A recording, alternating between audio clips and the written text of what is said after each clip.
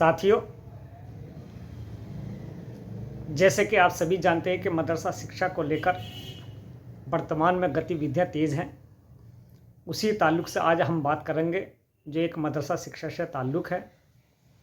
Video को अंत तक देखें और जो शिक्षक चैनल पर नए हैं चैनल को सब्सक्राइब ज़रूर कर लें। साथियों, आज काफ़ी टीचरों के फ़ोन आए थे उस ताल्लुक़ से, उसी टॉपिक पर आज बात करने जा रहा हूँ। एक एक बात को ध्यानपूर्वक सुने और वो मदरसा शिक्षा प्रणाली को लेकर ही है, मदरसा शिक्षा को लेकर ही है। साथियों, पिछले सप्ताह एक पत्र लखनऊ निदेशालय से समस्त डिस्ट्रिक्ट माइनॉरिटी ऑफिसर को जारी हुआ था, जो गैर मान्यता प्राप्त मदरसों से ताल्लुक़ रखता है। क्योंकि ये इतना बड़ा मामला नहीं है साथियों, ये गैर मान्यता वालों का मामला था, जिसको सर्वोच्च न्यायालय ने भी एक राहत दी है। साथियों, जो पत्र जिलों को प्रेषित हुआ था वो 21 अक्टूबर 2024 को हुआ। ये पत्र निदेशक अल्पसंख्यक कल्याण उत्तर प्रदेश 620 इंदिरा भवन लखनऊ, समस्त जिला अल्पसंख्यक कल्याण अधिकारी, पत्रांक 3217, मदरसा FCASR जांच 2024-25। उत्तर प्रदेश में गैर मान्यता प्राप्त 4000 मदरसों को प्राप्त हो रही फंडिंग की जांच सत्यापन के संबंध में।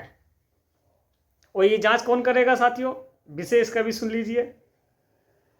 संदर्भ में पुलिस महानिदेशक आतंकवाद निरोधक दस्ता ATS उत्तर प्रदेश के पत्र संख्या CA ADG ATS मदरसा जांच 2023 10-501 दिनांक 15 अक्टूबर 2024 का संदर्भ ग्रहण करने का कष्ट करें, जिसके द्वारा प्रदेश में 4000 मदरसों को प्राप्त हो रही फंडिंग के संबंध में गठित SIT जांच दिनांक 12/6/2024 को पुलिस महानिदेशक आतंकवाद निरोधक दस्ता ATS की अध्यक्षता संपन्न गोष्ठी में 4191 मकतबों की जनपदवार सूची प्राप्त कराई गई, जिसकी संबंधित प्रभारी यूनिट के माध्यम से कब से उक्त मकतब चल रहे हैं और अब तक मदरसों में रजिस्टर्ड क्यों नहीं कराया गया के संबंध में फील्ड यूनिट जांच सत्यापन की कार्रवाई हेतु टीम गठित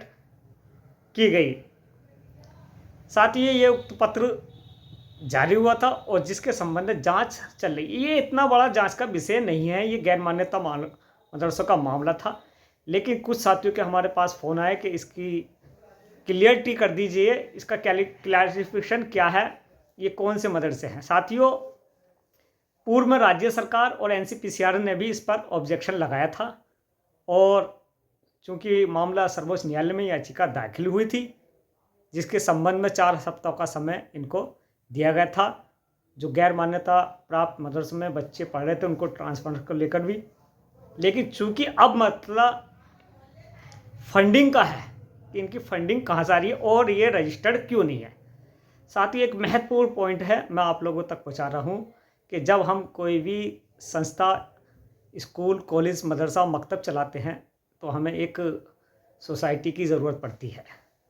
और साथियों, ये सोसाइटी ज़िले स्तर पर रजिस्ट्रार ऑफिस से जो चिट फंड्स कार्यालय होता है वहाँ से उपलब्ध हो जाती है, जिसमें एक हमें सर्टिफिकेट मिलता है, एक बायलॉज होता है। सर्टिफिकेट 5 साल के लिए रिन्यूअल होता है, 5 साल की उसकी वैधता होती है बायलॉज की। और उसमें साथियों एक स्मृति पत्र होता है जिसमें नंबरिंग होते हैं, उसमें कॉलम खुलवाए जाते हैं कि आप किस रास्ते पर काम करना चाह रहे हैं, किस संस्था के द्वारा काम कर रहे हैं। उदाहरण के तौर पर अगर हमें मकतब, मदरसा, स्कूल खोलना है तो उसमें हम पॉइंट टू पॉइंट नंबरिंग खुलवाते हैं कि हमें तहतानिया स्तर पर मदरसा चलाना है या फौकानिया स्तर पर चलाना है, या हमें कामिल फाजिल की पढ़ाई करानी है। ऐसे ही जैसे कक्षा 1 से 5 तक या 6 से 8 तक जूनियर हाई स्कूल या इंटरमीडिएट, वो सारे सिस्टम होते हैं साथियों। इसमें आप लोगों को कोई घबराने वाली चीज़ नहीं है। और ये बहुत आसानी से रजिस्टर्ड हो जाती है साथियों। जिनके पास मान्यता नहीं है, सबसे पहला काम वो ये करें कि वो अपनी सोसाइटी रजिस्टर्ड करा लें। क्यों? क्योंकि जब सोसाइटी रजिस्टर्ड हो जाएगी आपके पास और आप रोल ऑफ रूलिंग के साथ काम करेंगे तो आप पर कोई उंगली नहीं उठाएगा। ये बहुत ही महत्वपूर्ण बिंदु है साथियों, बहुत ही इंपॉर्टेंट चीज़ है जो मैं आप लोगों तक पहुंचा रहा हूं कि आप एक सोसाइटी रजिस्टर्ड करा लें। रजिस्टर्ड होने के बाद आप उसमें ये कॉलम खुलवा लें कि आप 1 से 5 तक की कक्षाएं चलाना चाहते हैं, या 6 से 8 तक की चलाना चाहते हैं, या 9th 10th चलाना चाहते हैं, या 11 या 12th कराना चाहते हैं, यानी कि तहतानिया या फ़ौक़ानिया चलाना चाहते हैं, या आलिम या कामिल फाजिल की पढ़ाई कराना चाहते हैं। ये सारे कॉलम उसमें होते हैं, आप खुलवा लें। आप पर कोई भी ऑफिसियल ज़िले का कोई आप पे दबाव नहीं बनाएगा। सबसे पहला काम है। दूसरा एक अहम बिंदु यह है साथियों, कल किसी ने एक वीडियो माननीय मंत्री महोदय की अपडेट करी थी साथियों। उस वीडियो के ताल्लुक से मैं आपको बता दूं, वो वीडियो जिसमें आर भारत के चैनल से चली हुई थी, वो 2 साल पुरानी वीडियो है जो मदरसे के जांच को लेकर मंत्री जी उसको अवगत कराए थे। वो 2 साल पुरानी जिसकी मैं बात कर रहा था साथियों, वो 2 साल पुराना वीडियो है। ये मैं इसको सुनवा देता हूं। दूसरी तरफ हम दिखा रहे हैं कि असदुद्दीन ओवैसी की तरफ से किस तरह से इस पर राजनीति हो रही है। और हमारे सहयोगी विवेक ने मंत्री दानिश आजाद से बात की है, सुनवाते हैं आप।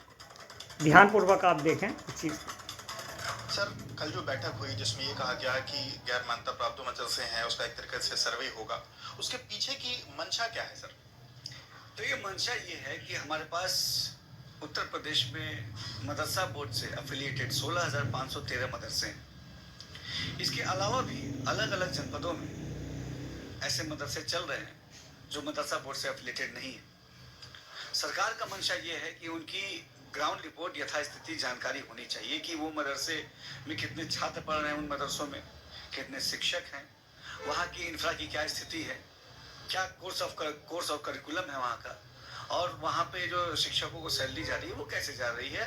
तो ये मंशा एक सर्वे है इस मंशे के साथ कि हमको यथास्थिति ग्राउंड की मालूम हो और कितने छात्र कहाँ पढ़ रहे हैं इसकी भी जानकारी सरकार के पास होनी जरूरी है, ताकि सरकार आगे कोई भी योजना बनाए तो उस योजना को इन तमाम चीजों के दृष्टिगत बनाए।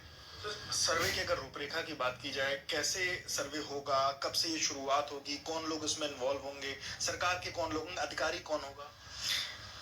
10 सितंबर से 10 सितंबर गठित हो जाएगी। इस टीम में तहसील स्तर पे एसडीएम होंगे, डिस्ट्रिक्ट माइनॉरिटी ऑफिसर होंगे और बेसिक शिक्षा अधिकारी होंगे। ये अपनी रिपोर्ट अक्टूबर तक एडीएम के माध्यम से जिलाधिकारी को देंगे और जिलाधिकारी 25 अक्टूबर तक ये रिपोर्ट 25 अक्टूबर निकल गई। उस रिपोर्ट के आने के बाद शासन स्तर पर हम लोग बैठक करके साथियों, चूंकि मैं आप लोगों तक ये बात पहुंचाना चाहता हूं कि आप लोग कन्फ्यूजन ना हो, और गैर मान्यता प्राप्त मदरसों के संचालकों से मैं निवेदन पुनः आग्रह कर रहा हूं कि जिनके पास मान्यता नहीं है, बेशक मान्यता सरकार ने अभी तक नहीं दी है, उस पर रोक है, लेकिन हमारे पास एक ऑप्शन बचता है और वो है सोसाइटी का रजिस्टर्ड होना।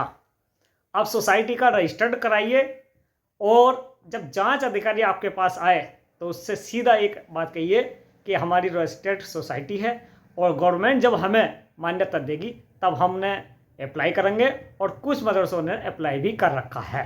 इसलिए आप लोग ज़्यादा भ्रमित न हो। इस तरह की फेक न्यूज़ से, जो न्यूज़ है फेक न्यूज़ साथियों, इससे बचने का प्रयास करें।